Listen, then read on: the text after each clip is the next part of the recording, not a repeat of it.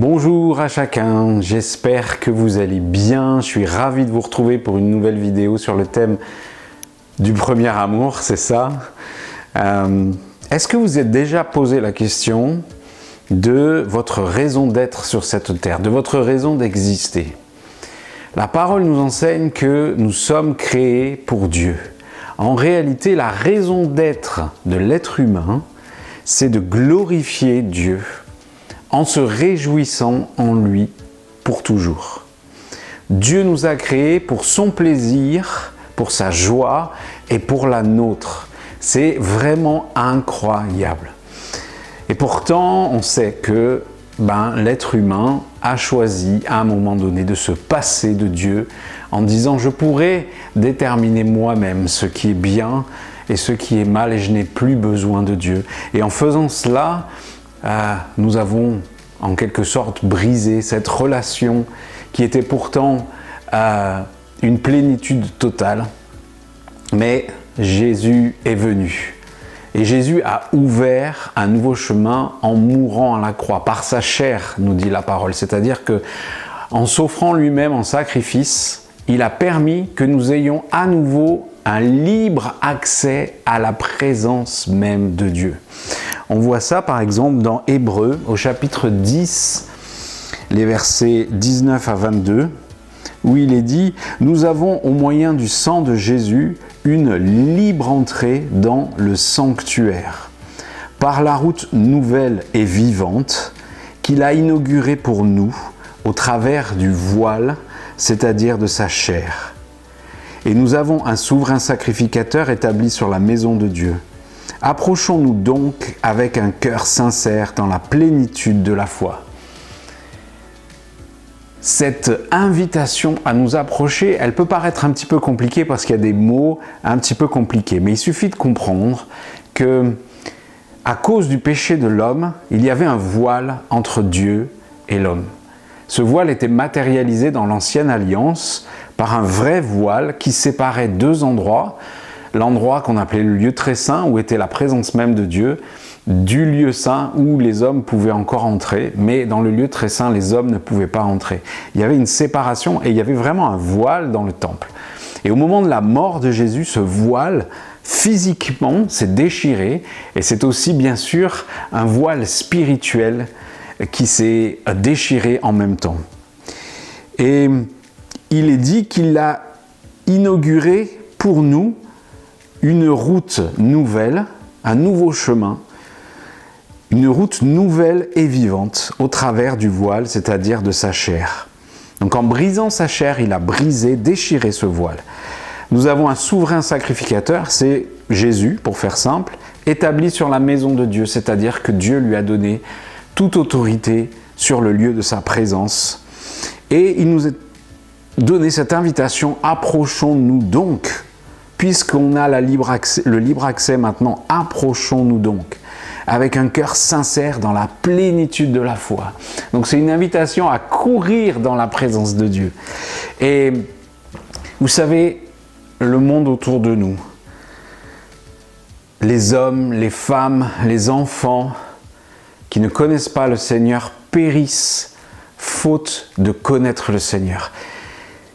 Mais nous avons un privilège en tant qu'enfants de Dieu, et ce privilège, c'est d'avoir un libre accès au-delà du voile, un libre accès à la présence de Dieu.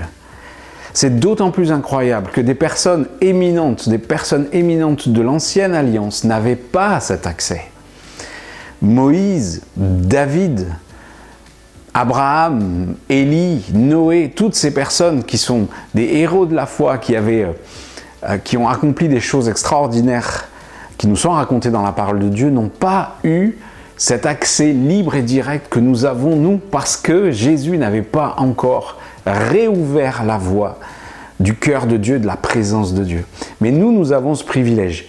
Et je trouve ça tellement dommage que nous nous en privions si souvent. Parfois, nous marchons comme errants sur cette terre en se disant «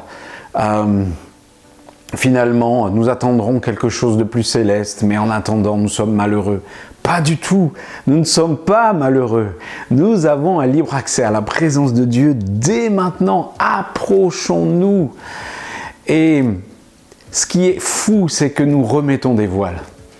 Là où le voile a été déchiré, nous-mêmes nous en rajoutons. Et le principal de ces voiles, c'est le moi. Nous nous mettons en avant. Chaque fois que nous nous mettons en avant, chaque fois que nous pratiquons notre propre justice, chaque fois que nous nous apitoyons sur nous-mêmes, ou au contraire, chaque fois que nous nous enorgueillissons de quelque chose que nous avons accompli, alors nous remettons un voile entre Dieu et nous. Mais il y a une invitation aujourd'hui pour chacun de nous à ne pas remettre des voiles, à déchirer les voiles et à franchir cette porte du seuil de la présence de Dieu.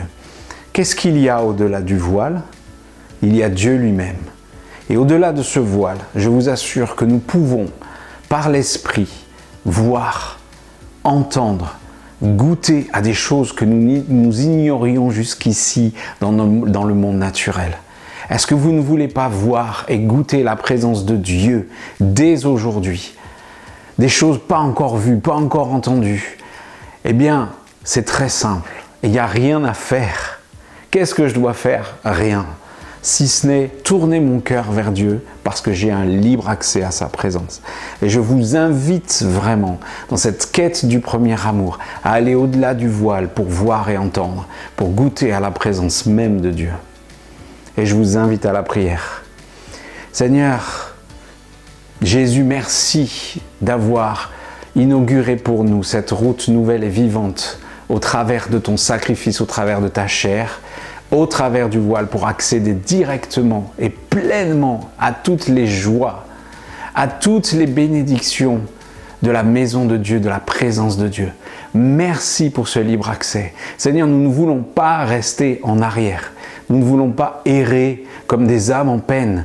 Tu nous attends dans ta présence. Tu nous invites dès aujourd'hui et pour toujours à nous réjouir dans ta présence. Alors nous voulons le faire, le vivre chaque jour, individuellement et en communauté. Seigneur, déchire en nous tous les voiles que nous avons remis et qui nous empêchent de te voir pleinement. Et notamment ce voile du moi. De toutes ces fois où j'essaye de me mettre en avant, de m'enorgueillir de quelque chose ou au contraire de m'apitoyer sur mon propre sort. Seigneur, déchire les voiles, déchire le voile, que nous soyons des hommes et des femmes et des enfants qui déchirent les voiles que l'humanité veut mettre sur nous pour te voir face à face, pour entrer dans le sanctuaire éternel dont l'accès est libre dès maintenant. Je le prie pour moi, je le prie pour chacun de mes frères et sœurs, je le prie pour nos communautés. Fais-le, Seigneur, au nom de Jésus-Christ. Amen. Très bonne journée à chacun.